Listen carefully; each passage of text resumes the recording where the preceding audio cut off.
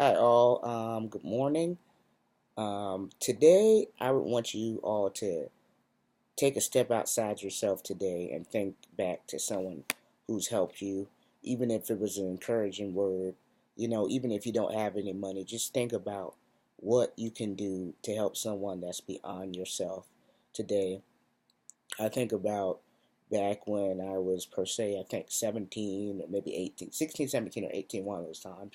But I didn't have the confidence level that I have now. I didn't go to California. I didn't know who I can be.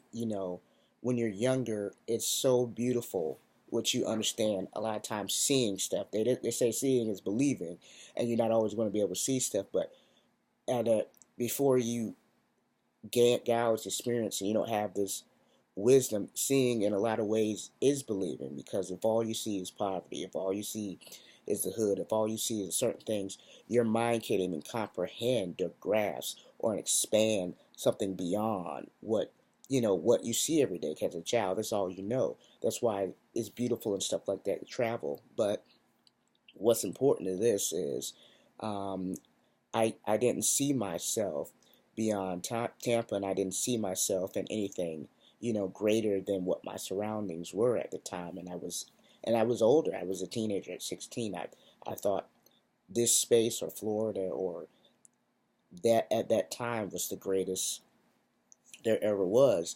And I was going through a couple of issues when it was another family member, I remember, that said something. So this is the power of words, that said something impressionable to me, that, oh, you'll never be able to afford to get this house, or, work at McDonald's forever, or something like that, that really got to me. But God bless it, my godfather at the time, and it wasn't even money, but it was his words that said, he had an amazing house and mansion. And when I went there, that was something I've never experienced in my life at that scale, like that level of wealth.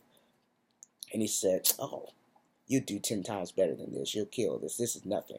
You're going to have something 10 times more amazing than this.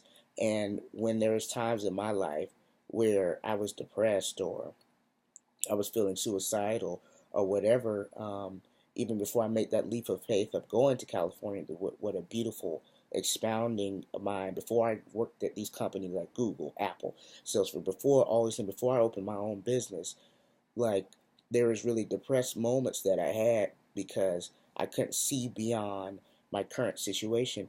And his words, were in my heart and what stood out to me. So that's my challenge for you all today. My challenge for you all today is to speak life into someone. You don't have to have a dime. You don't have to have any money, but that life that you speak on, that will carry on and motivate for years. He's God bless the dead. He's passed for over 10 years now, but he's still with me and still his path, and still that life he speaks reverberates in me. So really think about the life you're speaking to other people. And as far as the negative, it can go the same way, but I choose life. I choose life, and that's what I choose for the most part. That's what I want to speak in and breathe in. What I want to speak in and breathe into people. So think about that today.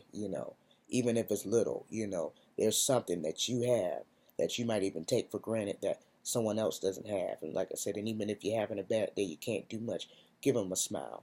Blessings, peace, love, and blessing to you. Spread that greatness, spread that life. I promise you, it'll come back to you. Much love.